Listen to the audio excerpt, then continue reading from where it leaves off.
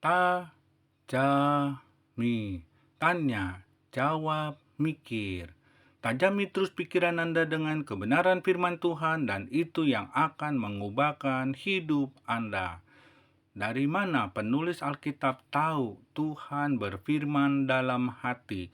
Ini adalah pertanyaan dari saudara kita. Kejadian 8 ayat 21. Ketika Tuhan mencium persembahan yang harum itu, berfirmanlah Tuhan dalam hatinya, Aku takkan mengutuk bumi ini lagi karena manusia, sekalipun yang ditimbulkan hatinya adalah jahat dari sejak kecilnya, dan aku takkan membinasakan lagi segala yang hidup seperti yang telah kulakukan.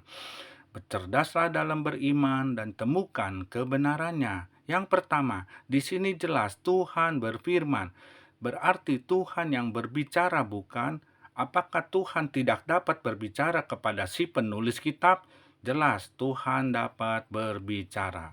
Yang kedua, tidak ada seorang manusia pun yang tahu apa yang ada di dalam diri Tuhan. Roh Kuduslah atau Roh Tuhan yang menyelidiki segala sesuatu. 1 Korintus 2 ayat 10. Karena kepada kita Allah telah menyatakannya oleh Roh, sebab Roh menyelidiki segala sesuatu, bahkan hal-hal yang tersembunyi dalam diri Allah. Yang ketiga, firman Tuhan adalah Tuhan sendiri yang berkata-kata. Penulis kitab menulis firman Tuhan berdasarkan pengilhaman dari Roh Kudus. 2 Timotius 3 ayat 16. Segala tulisan yang diilhamkan Allah memang bermanfaat untuk mengajar, untuk menyatakan kesalahan, untuk memperbaiki kelakuan, dan untuk mendidik orang dalam kebenaran. Jadi firman Tuhan diilhamkan oleh Roh Kudus. Yang keempat, Tuhan menyatakan keputusannya kepada hamba-hambanya para nabi. Sebelum Tuhan mengutus para nabi, Tuhan menyatakan keputusannya. Tuhan berfirman, Tuhan berbicara kepada hamba-hambanya para nabi, menyatakan isi hatinya. Amos 3 ayat yang ketujuh. Yang kelima, ayat Yesaya 45 ayat 19. Tidak pernah aku berkata dengan sembunyi atau di tempat bumi yang gelap, tidak pernah aku menyuruh keturunan Yakub untuk mencari aku dengan sia-sia.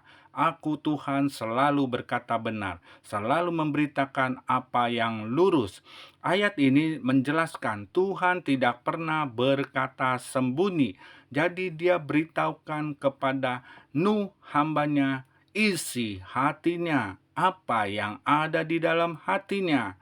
Yang keenam, kami jelas mempunyai Tuhan yang maha hidup, yang dapat berbicara kepada manusia, punya mulut dapat berfirman, dapat berbicara, memberitahukan rancangannya kepada manusia. Manusia yang tidak paham diberikan pemahaman, yang tidak tahu diberitahukan olehnya, disingkapkan olehnya kebenarannya. Yeremia 33 ayat 3. Berserulah kepadaku, maka aku akan menjawab engkau dan akan memberitahukan kepadamu hal-hal yang besar dan yang tidak terpahami, yakni hal-hal yang tidak kau ketahui.